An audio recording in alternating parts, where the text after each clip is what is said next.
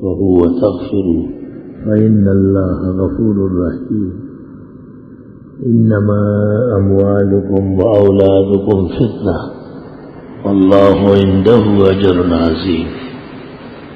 فاتقوا الله ما استطعتم واسمعوا وأطيعوا وأنفقوا خيرا لأنفسكم ومن يوق شح نفسه فأولئك هم المفلحون. إن تقرضوا الله قرضا حسنا يضاعفه لكم ويغفر لكم والله شكور حليم. عالم الغيب والشهادة العزيز الحكيم. قال رسول الله صلى الله عليه وسلم: بادروا بالأعمال فتنة كقطع الليل المظلم يصبح الرجل مؤمنا ويمسي كافرا ويمسي مؤمنا ويصبح كافرا يبيع دينه بعرض من الدنيا. اللهم صل وسلم على عبدك ورسولك ونبيك محمد أحمد وعلى آله وأصحابه وبارك وسلم عليه. دنیا کو اللہ تعالیٰ نے مختلف چیزوں کا مجموعہ بنایا ہے. اس میں کچھ حالات انسان کے پسند کے اور خوشی کے پیش آتے ہیں اور کچھ احوال اس کے ہاں ناپسندیدہ اور نامناسب سمجھے جاتے ہیں، وہ بھی اس سے متعلق ہوتے ہیں. اللہ تعالیٰ نے اپنی قدرت کا ظہور فرمایا ہے. انسان کو سب کچھ دینے کے باوجود کچھ نہیں دیا ہے. دو جملے بظاہر متضاد ہیں لیکن حقیقت میں ہم مانا ہے. یہ انسان جب اپنی انسانیت کے نشیب و فراز میں آتا ہے تو یہ ایک جوان ہے، طاقتور ہے، اس کو بھوک لگتی ہے، پیاس لگتی ہے، غذا ضروریات زندگی اللہ اس کو پہنچاتا ہے. یہی انسان جب جسم کے کسی حصے کے عارضہ میں مبتلا ہو جاتا ہے اور کچھ دیر گزرے اور اس کو افاقہ نہ ہو تو یہ ہمت کا سارا ہتھیار رکھ لیتا ہے، عزم اور حوصلہ ہارنے لگتا ہے. اگر یہ بادشاہ وقت بھی ہو تو طبیب و حکیم اور مشورے کا محتاج ہوتا ہے. یہ اگر ولی اور نبی ہے تو توکل خدا پر مضبوط ہوتا ہے. یہ تو سمجھ لیتا ہے کہ ہوگا وہی جو اللہ چاہے گا. یہ ایمان کے درجے میں انبیاء کا بہت پختہ عقیدہ ہے اور انبیاء کی برکات جن کو جتنی حاصل ہو اتنا ہی ان کا عقیدہ پختہ ہوتا ہے. پیغمبروں کے پاس وحی آتی تھی، اس میں آنے والے حالات ہوتے تھے اور سینکڑوں چیزیں جو نبی کو درکار ہوتی تھی خدا تعالی سے ذکر تک نہیں کر سکتے تھے. جیسے ایک بادشاہ کسی وزیر پر بہت مہربان ہو،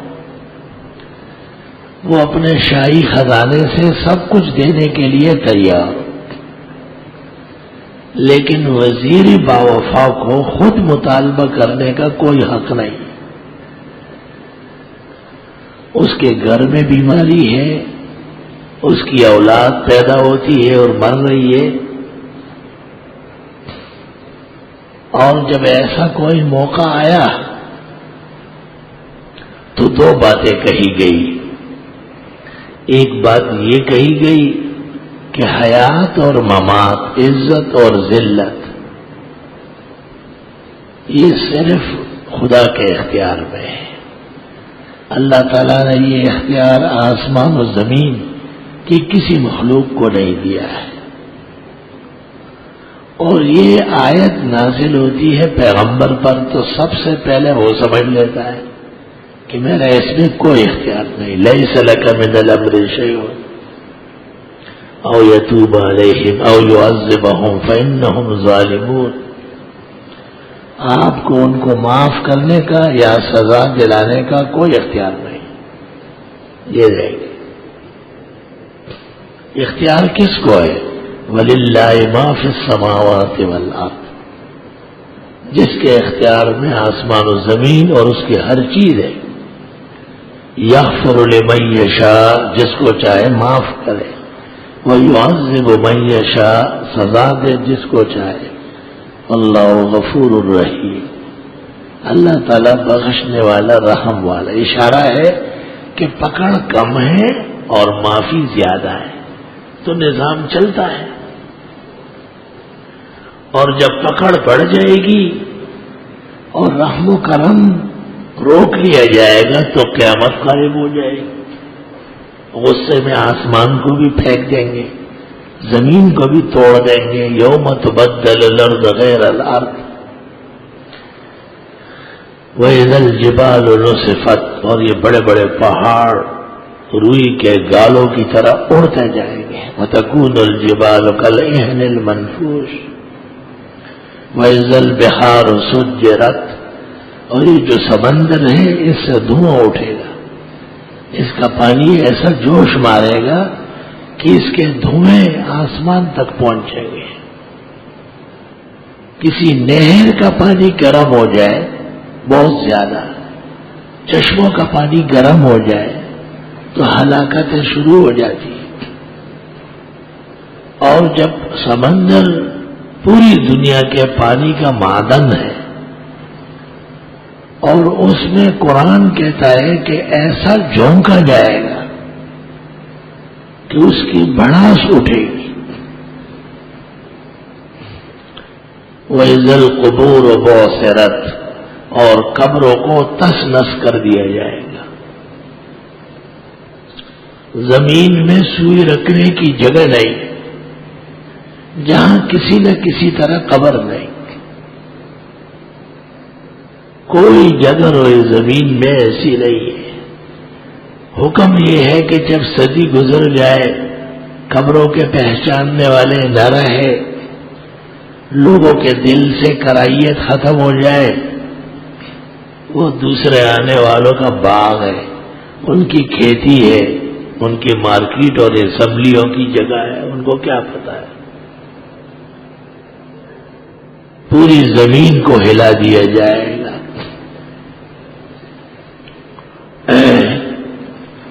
اور زمین کے ہر جگہ سے لوگ نکلیں گے.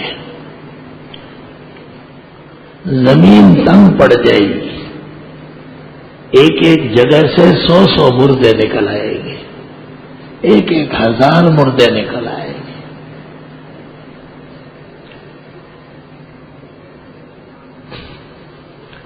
حدیث میں ہے کہ جبل ابی قبیس اور حتیم کے درمیان 500 انبیاء کی قبریں ہیں. اور حضرت حاجر اسماعیل علیہ السلام کی والدہ اور حضرت اسماعیل علیہ السلام دونوں کی قبریں حتیم میں. حتیم فرش ہے، اس پہ طواف ہوتا ہے. مسلمانوں کی عبادت گاہ ہے قیامت تک کے لیے. قبروں کی ہیئت جب ختم ہو جائے، احکام ختم ہو جاتے ہیں.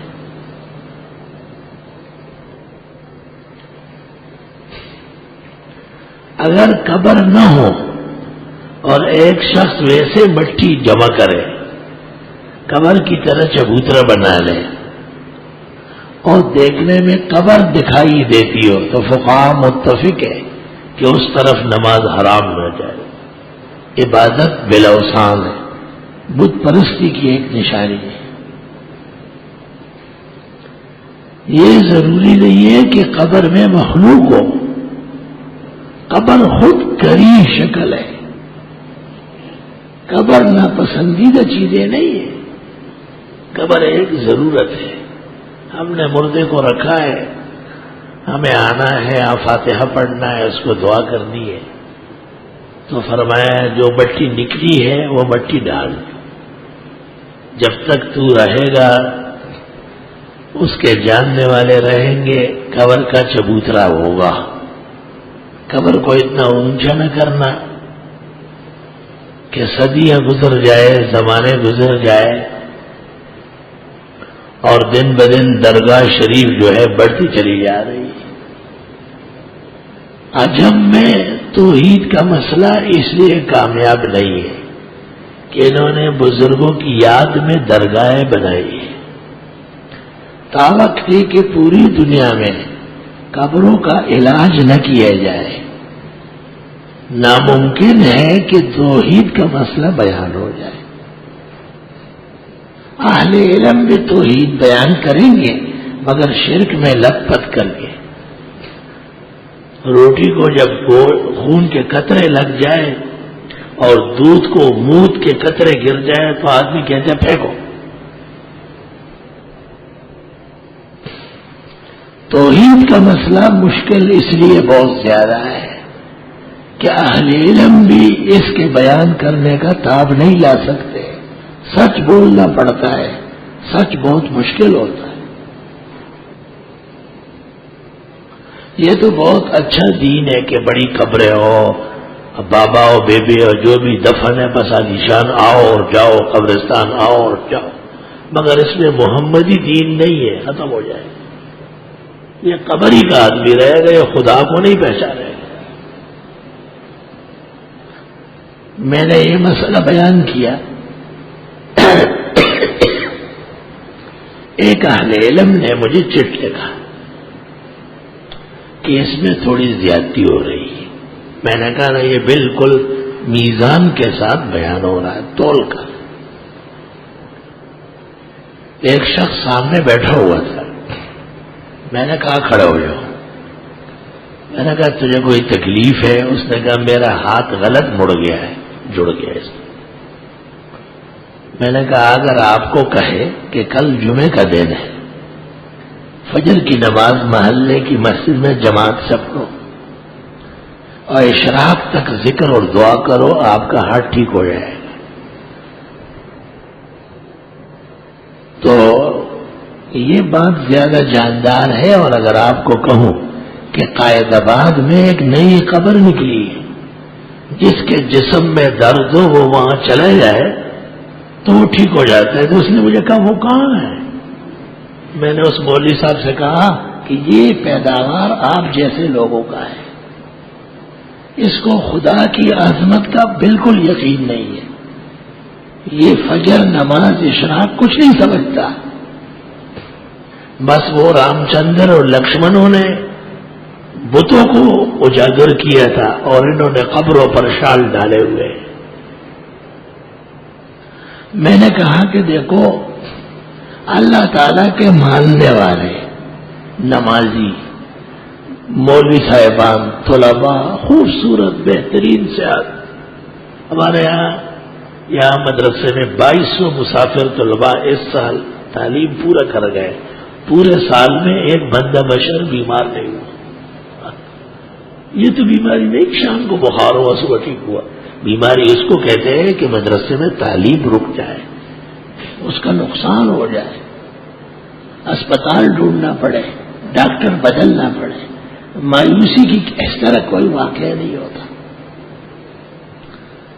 لوگ حرم شریف آتے جاتے ہیں، عمرہ اور حج کرتے ہیں، خدا تعالیٰ توفیق دے، لیکن عجیب بات سنو، روزانہ اخبار اٹھا کر دیکھو، سیوڑ سے آتے ہوئے بس الٹ گئی، شاہ عقیق جاتے ہوئے بس الٹ گئی، ساری خبریں درگاہوں میں آنے جانے والے ان کی پٹائی کی ہو رہی ہے۔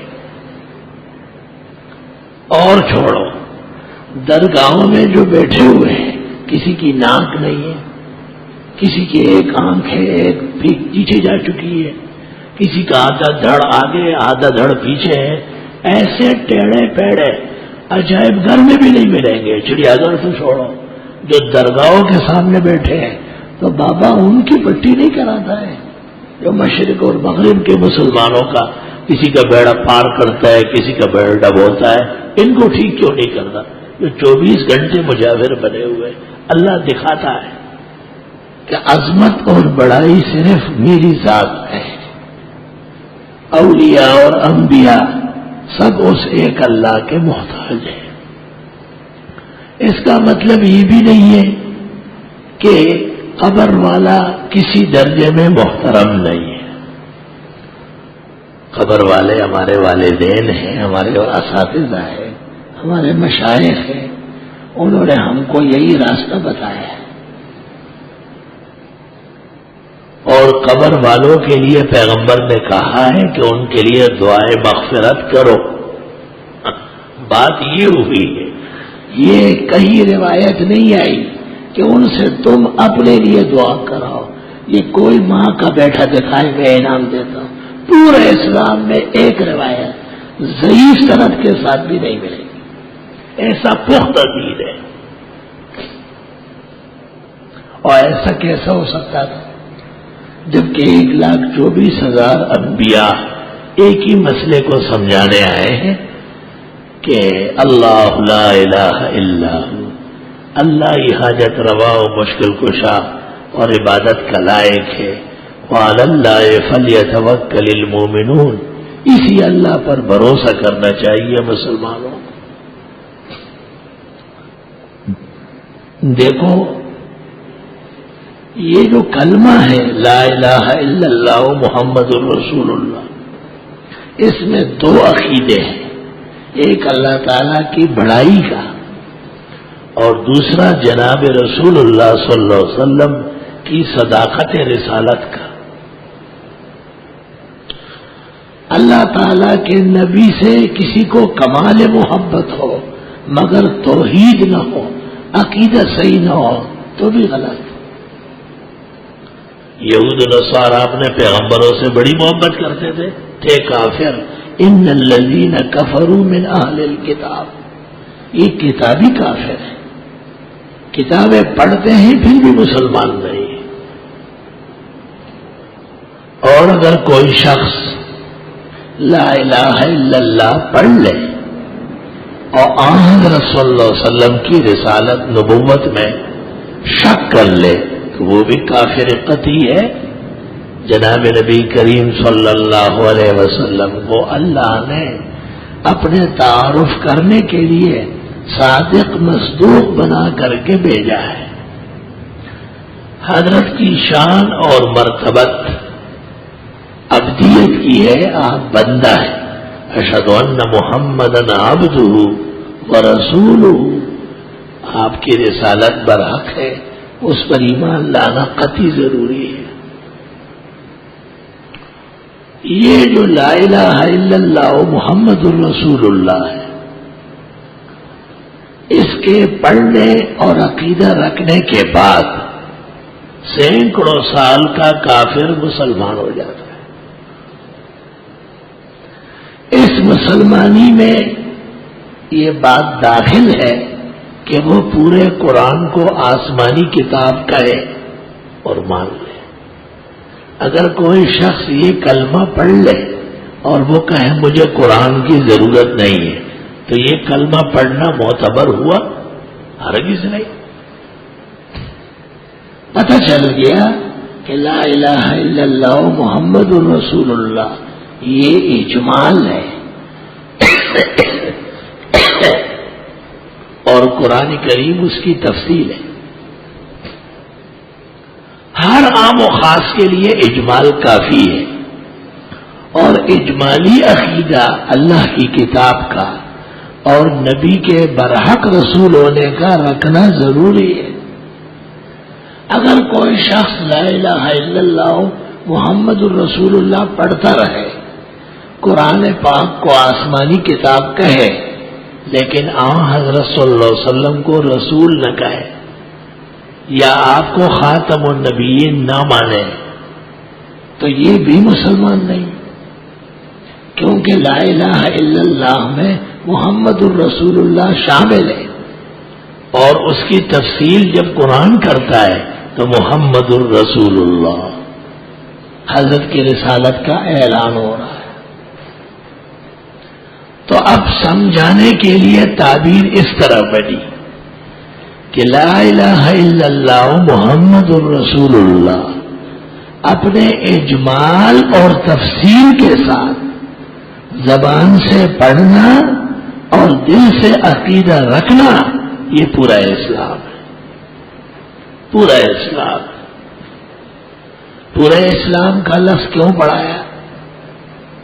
قرآن کریم کا نزول تو فاتحہ سے والناس تک ہے، مگر جناب رسول اللہ صلی اللہ علیہ وسلم 40 سال کی عمر کے ہوئے تو وحی آ گئی، قرآن آنا شروع ہوا۔ قرآن شریف اللہ تعالیٰ نے کسی فرشتے کے ذریعے کعبے کی چھت پہ نہیں رکھوایا کہ لوگوں اٹھا کے لے جاؤ، تو ایسا نہیں ہے۔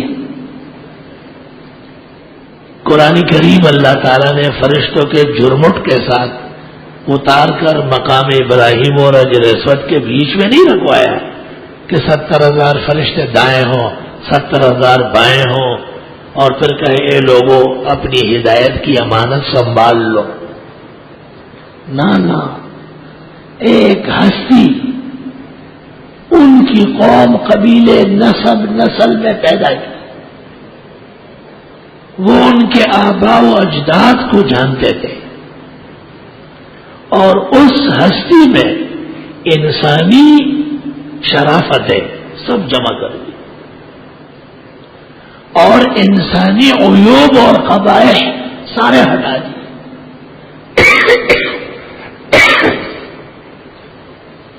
وہ ہستی اگر کوئی طور سے آ جاتی، صحرائے سینا کی طرف سے چل پڑتی، رات کے اندھیرے میں آسمان سے اتر کر کے صبح مکہ میں چلنا کرنا شروع کرتی، لَلَبَسْنَا عَلَيْهِمْ مَا يَلْبِسُونَ، قرآن کہتا ہے یہ اور پریشان ہو جاتے، کہاں سے آیا یہ کون؟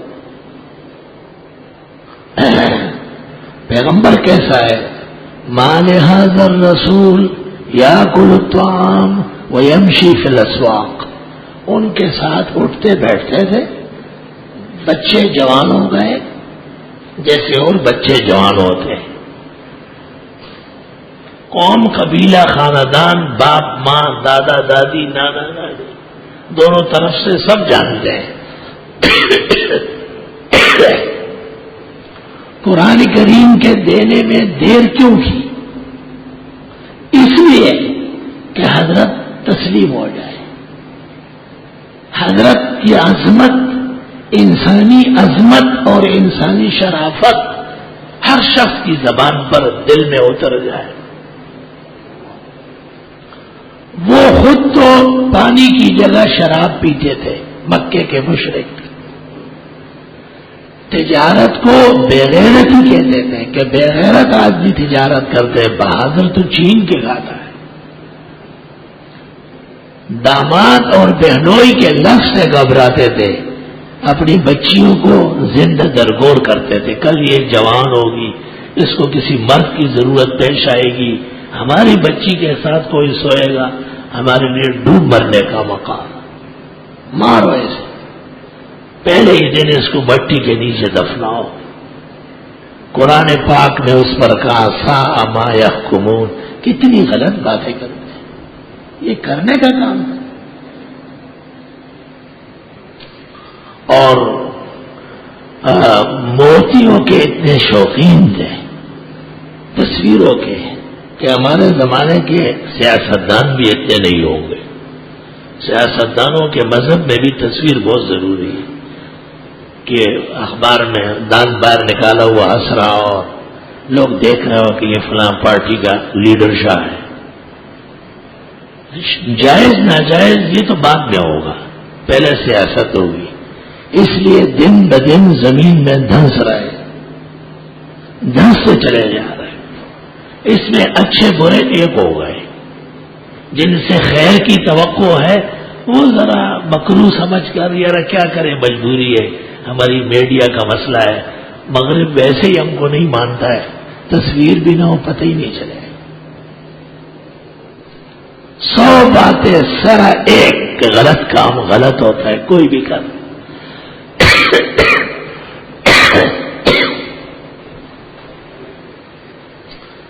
اور ظاہر ہے شیطان جو ہے وہ ان کو سکھاتا بھی ہے، شیطان سب کے ساتھ لگا ہوا ہے. ایک آدمی الٹے ہاتھ سے تسبیح پڑھ رہا تھا، میں نے کہا الٹے ہاتھ سے تسبیح پڑھنا جائز نہیں ہے، دائیں ہاتھ سے پڑھا تھا. ہاں دائیں ہاتھ شل ہے، فالج ہے، معاف ہے. المقدمۃ الغزنویہ میں لکھا ہے کہ جن کا دائیں ہاتھ معذور ہو بایاں ان کے دائیں کے حکم میں معاف ہے. تو اس نے جواب میں کہا کہ دل بھی تو بائیں طرف ہے. دیکھو شیطان نے سکھا دیا اس کو، دل چونکہ بائیں طرف ہے اس واسطے حکم یہ ہے کہ بائیں کروٹ شروع میں نہ سونا، دائیں کروٹ سو جاؤ تاکہ دل پر دباؤ نہ آئے. پانی بائیں ہاتھ سے نہ پیو، دل پر ناحق دباؤ پڑ جائے گا. یہ سمت چونکہ دل والی ہے تو تمام امور مشروعہ پسندیدہ وہ سب دائیں ہاتھ میں ہے.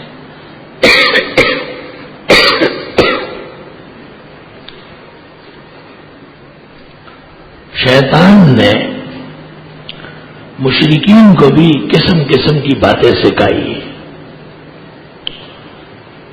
ایک بات ان کو یہ سکھائی کہ وہ کہتے تھے ان کپڑوں کے ساتھ تو ہم لوگوں سے ملتے جلتے ہیں، گھر بھی آتے جاتے ہیں، گھر والی سے ملاقات بھی ہو سکتی ہے. جب بیت اللہ شریف آتے تھے طواف کرنے تو کرتا و شلوار حرم شریف کے باہر گیٹ پہ رکھ لیتے تھے، ننگے ہو کے طواف کرتے تھے. اس کو بہت بڑی عبادت سمجھتے تھے. اب دیکھو جو کام تھا سنت کا وہ نکل گیا کہ یہ کپڑے سلے ہوئے اتارو اور ان سلے احرام باندھو.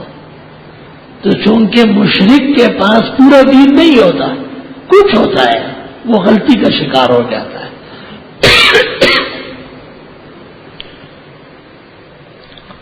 انہوں نے دیکھا کہ کعبے کی دیوار میں ایک پتھر نصب ہے، اس کا نام ہے الحجر الاسود، حجر اسود جسے آپ کہتے ہیں. حدیث شریف میں ہے جب یہ جنت سے آیا تھا تو کان الحجر الابیض، سفید چمکتا ہوا دودھ کی طرح یاقوت کا تھا. اسودت ہو خطایا بنی آدم، انسانی گناہ وہاں پہنچ کے آنسو فریاد آہ بکا، خدایا توبہ ہے، خدایا معاف فرما.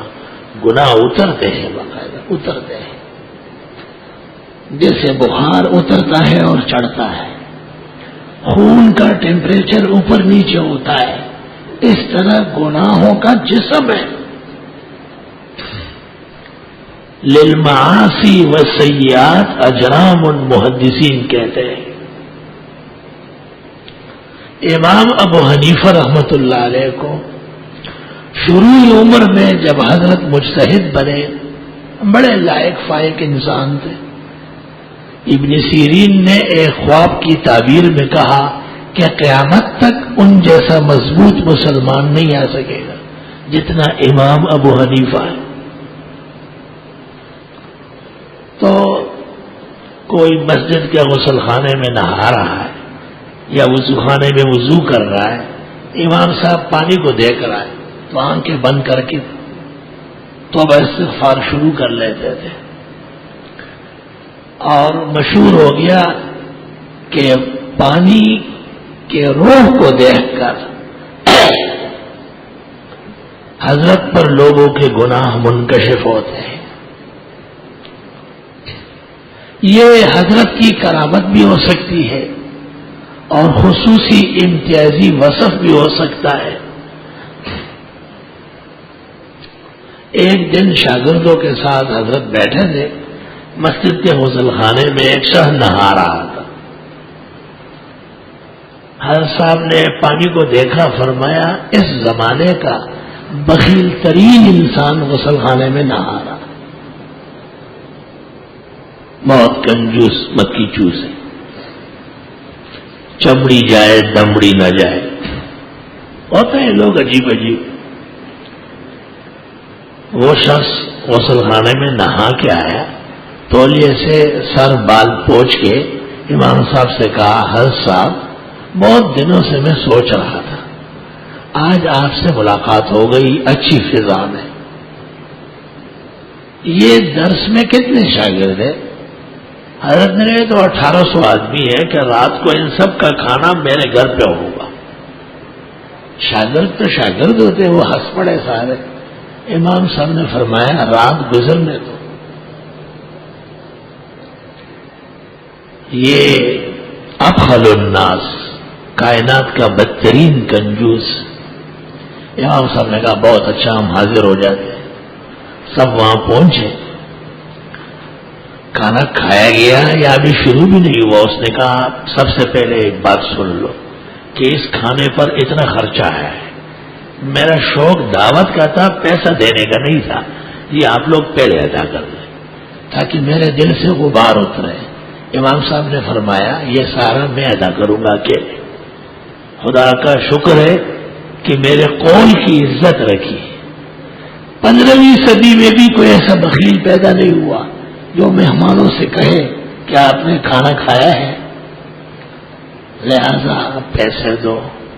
یہ دینی مدرسوں کے سالانہ جلسوں میں، کراچی میں نہیں اور جگہوں میں، اخیر میں مدرسے والے اپیل کرتے ہیں چندے کی۔ میں نے انہیں کہا ہے کہ یہ جائز نہیں، لوگ درس سننے آئے، بیان سننے آئے،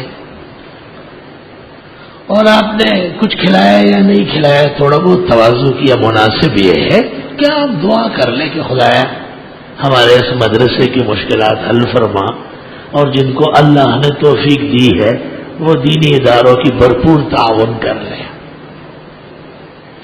یہ میں نے واقعہ اس لیے سنایا کہ گناہوں کا جسم ہوتا ہے۔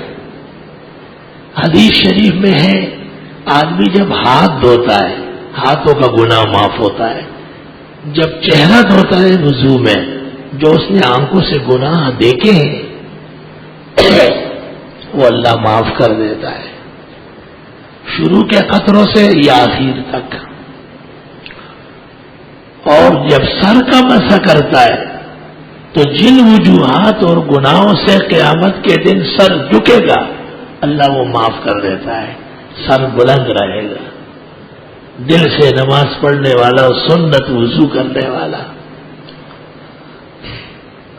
اور پیر دھوتے وقت گناہ کی جگہوں کو چل کر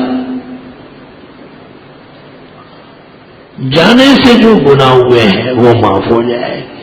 ترمذی شریف کتاب الطہارت میں یہ حدیث موجود ہے۔ اللہ استغفر اللہ۔ یہ بات یہاں سے شروع ہوئی کہ حجر اسود جب جنت سے آیا تھا تو اس کا نام حجر ابیض تھا، بالکل سفید دودھ کی طرح جنتی یاقوت کا بنا ہوا ہے۔ اسودت ہو خطایا بنی آدم، انسانوں کے گناہوں نے اس کو کالا کر دیا۔ جب انسانوں کے گناہ در دیوار کو متاثر کر سکتے ہیں تو خود انسان ان گناہوں کی وجہ سے تکلیفوں میں، عذاب میں، اور اگر وقت پر معاف نہ ہوا تو جہنم میں جا سکتا ہے۔ اعاذنا اللہ منہا وإیاکم، اللہ تعالی ہم سب کو محفوظ فرمائے۔ یہ کیسے پتہ چلے گا کہ یہ پکڑ گناہوں کی وجہ سے ہے؟ کیونکہ حدیث شریف میں ہے ایک بندے کو ایک درجہ اللہ دینا چاہتا ہے، اس کا عمل بڑھتا ہی نہیں، اتنے پرانے اعمال میں لگا ہوا ہے، وہی 2 رکعت 4 رکعت، نہ اشراق، نہ چاش، نہ وابی، نہ تہجد، نہ قیام اللیل، عبادت بڑھاتا نہیں ہے، تو اللہ تعالیٰ اس کو یا تو بیمار کر دیتا ہے، بیمار کے ساتھ کنسیشن ہوتا ہے، تھوڑی عبادت پر زیادہ اجر ملتا ہے۔ لوگ بھی کہتے کہ بیمار ہے، ہاتھ سے پکڑ کے لے چلے، اس کو پہلے آنے دے۔ اس بیماری میں وہ جو مقام اور درجے میں کچھ کمی تھی پوری کر دی گئی، یا اس کو مال کی جان کی تکلیف میں ڈال لیتا ہے، اور جب وہ استغفار کی کثرت کرتا ہے، توبے اور معافیاں بڑھاتا ہے، تو وہ درجہ جو مل نہیں سکتا تھا ملنا آسان ہو گیا ہے۔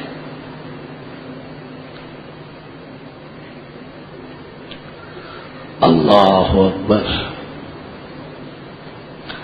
میں طالب علمی کے زمانے میں ایک موقع ایسا آیا کہ سالانہ امتحان کا نقشہ لگ گیا اور مجھے ٹائیفائڈ کی بیماری تھی۔ میں نے بڑی کوشش کی، بڑی احتیاط کی، خوب پرہیز کیا، لیکن جب میں پرچے لکھنے بیٹھ جاتا تھا تو مجھے کچھ نظر نہیں آتا تھا۔ اب میں نے کہا کہ اگر میں اس کا عذر کر لوں تو اساتذہ اور ادارے کو قبول کرنا مشکل ہو جائے گا، ہر شخص بیٹھ کر کہے گا۔ میں نے دعا کی کہ اللہ، صادق اور کاذب کے پہچاننے والے صرف آپ ہیں، یا مجھے ٹھیک کر دے کہ میں لکھ لوں۔ اتفاقاً امتحان گاہ میں ممتحن گزر رہا تھا، میرے پاس رک گیا اور میرا ہاتھ دیکھا، اور فوراً اپنے دوسرے ساتھی کو کہا کہ فلاں ڈاکٹر صاحب کو ابھی یہاں بلا لو۔ انہوں نے بلا کے دیکھا، کہا کہ ایک قطرہ خون جسم میں نہیں ہے اور نبض بالکل رک رہے ہیں، ان سے آپ امتحان کیوں لیتے ہیں؟ آپ کے علم میں اور دینی مدرسوں میں کوئی انصاف رحم نہیں ہے، یہ مر جائیں گے تو پھر اس کا نتیجہ نکلے۔ تو دیکھو، تکلیف زیادہ تھی تو سہولت کے اسباب پیدا کر دیے گئے۔ یہ تو مخلوق کے دورانیے میں ہے، جو معاملہ خالص اللہ کے ساتھ ہے۔ اس کی ایک مثال دیتا ہوں۔ بخاری شریف مغازی میں ہے، ایک خاتون کا ایک بیٹا تھا، بڑا لاڈلا پلا بڑا تھا۔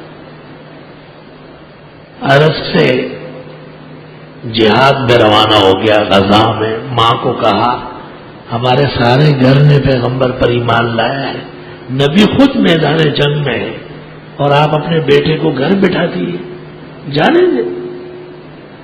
خاتون بھی صحابیہ تھی، اس کو جوش آیا، اچھا،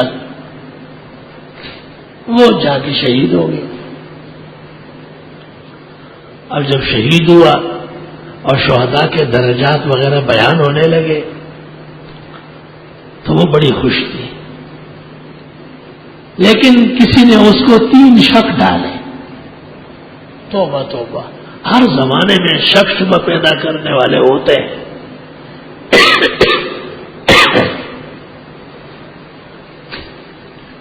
قسم قسم کے شک شبے۔ ایک آدمی بیمار ہے، آپ اس کو کہیں فلاں ڈاکٹر کے پاس چلے جائیں، یہ عام سی بات ہے۔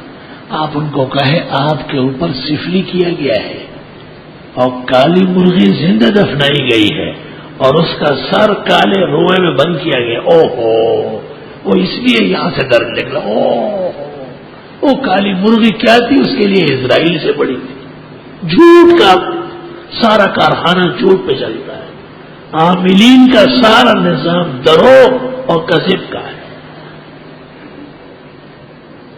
اب اگر آپ اس کو دیکھیں، نام اس کا اور ماں کا لکھیں اور پھر کہیں کہ بہت مشکل ہے آپ کا بچنا، تو آپ کامیاب ہیں اور اچھے عالم ہیں۔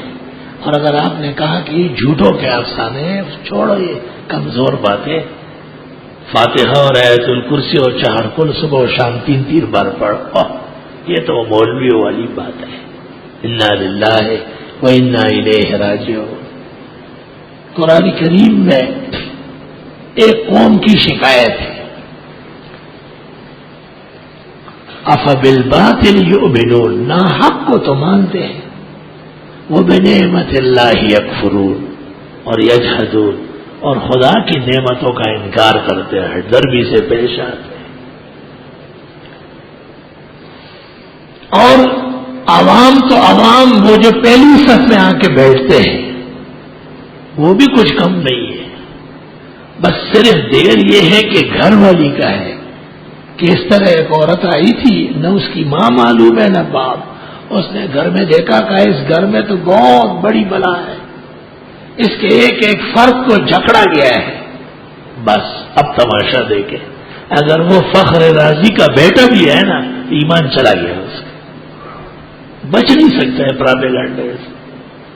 وہ لوگ کہاں ہیں جو کہیں کہ رہنے دو، اپنے منہ پہ ڈھکن رکھو، نہ کوئی جان سکتا ہے، نہ کوئی کر سکتا ہے، نہ کوئی بتا سکتا ہے، سارا کام ایک اللہ کا ہے۔ استغفر اللہ استغفر اللہ۔ تو اس بیوی کو شک میں ڈالا گیا کہ آپ کا بیٹا نابالغ تھا اور آپ نے خوشی سے نہیں بھیجا، اور تیسرا یہ کہ اس کے پاس جو تلوار تھی وہ چھوٹی تھی، وہ کسی اور کو مارنے کے بجائے خود اس کے گھٹنے کو لگی، گھٹنا ٹوٹ گیا، خون زیادہ نکلا، انتقال ہوا ہے، یہ شہید نہیں ہے۔ وہ خاتون آئی اور آن حضرت صلی اللہ علیہ وسلم سے کہا کہ یا رسول اللہ انت تعلم، آپ کو پتہ ہے میرے بیٹے کا میرے ساتھ کتنا تعلق تھا اور مجھے ان سے کتنی محبت ہے، وہ آپ کے ساتھ چل کر شہید ہوا ہے، اگر یہ بات صحیح ہے اور وہ جنت میں ہے تو پھر دنیا کی تکلیفیں اور صدمے کیا چیز ہے، یہ تو ختم ہو جائے گی، اور اگر وہ ایسا نہیں ہے تو میں ایسا روں گی اور ماتم کروں گی کہ مدینہ منورہ میں قیامت برپا ہو جائے گی کہ بیٹا بھی گیا اور کام بھی نہیں بنا۔ حضرت نے اس کو دیکھا اور آپ غصے ہو گئے، آپ نے کہا کمعقل عورت، ایک جنت کی بات کر رہی ہے، انہ لفی جنان، ساری جنتیں اس کو دے دی گئی، ایک نہیں۔ وہ خوش ہو گئی، اور جب گھر گئی تو لوگ مبارکباد دینے آ رہے تھے کہ آپ کے بیٹے کا حسن مقام اور انجام اللہ کے نبی نے دنیا میں آپ کو بتایا۔ استغفر اللہ استغفر اللہ۔ تو مشرکین اپنے حساب سے اعمال نیکی کا کر رہے تھے، مگر ان میں عمل نیکی کا ناپید تھا۔ طواف غلط، بیت اللہ شریف آنا جانا غلط۔ جب انہوں نے دیکھا کہ ایک پتھر حجر اسود نام کا کعبے کی دیوار میں نصب ہے اور حجاج اس کے چاروں طرف طواف کرتے ہیں، اور جب وہاں پہنچتے ہیں تو ہاتھ رکھ کے سر رکھ لیتے ہیں، دعا مانگتے ہیں، اور حدیث شریف میں ہے کہ جو وہاں پہنچ نہ سکے، جیسے آج کل رش ہوتا ہے تو دور سے ہاتھ کا استعلام کرے اور پھر ہاتھوں کا پیچھے چومے۔ ان لم تکونوا منهم فتشبہوا لأن التشبہ بالکرام فلاح۔ اور حضرت کے ہاتھ میں چڑی تھی، چڑی لاٹھی۔ جب وہاں پہنچے دیکھا صحابہ بہت جمع ہے تو آپ نے چڑی سے ایسے اشارہ کیا۔ حکم یہی ہے کہ اگر لاٹھی ہے تو پھر لاٹھی سے ہی کر لیں، کیونکہ لاٹھی زیادہ قریب ہو جائے گی جتنا ہو سکے۔ اور حدیث میں ہے کہ قیامت کے دن جنت جانے سے پہلے اور جہنمیوں کے دوزخ جانے سے پہلے اعلان کر دیا جائے گا کہ فلاں قبیلے کا فلاں، فلاں کا بیٹا، فلاں کا پوتا آ جائے، فلاں قبیلے کا فلاں ملک کا فلاں ملک، لوگ کھڑے ہوتے جائیں گے۔ حجر اسود کو جنت کے تباہوں میں ریشمی کپڑے میں لپیٹا ہوا میدان حشر میں لا کے رکھ دیے جائے حجر اسود، اور ان لوگوں سے کہا جائے گا کہ چوم لو، بوسے لے لو تسلی سے. کہا جائے گا یہ کون لوگ ہیں کہ انہوں نے وہاں رش نہیں کیا، لوگوں کو دھکے دینے سے بچتے ہوئے طواف کے لیے آئے، عمرہ ہو گیا، حج ہو گیا، چلے گئے، چوم نہ سکے. جنت جانے سے پہلے ان کی تسلی کرا دی.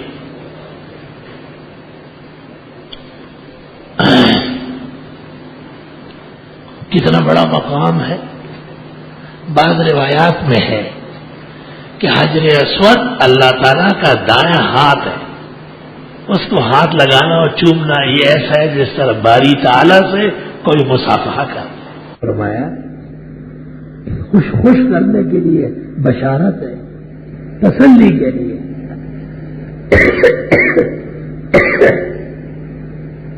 حجر اسود کا تو اتنا بڑا مقام ہے،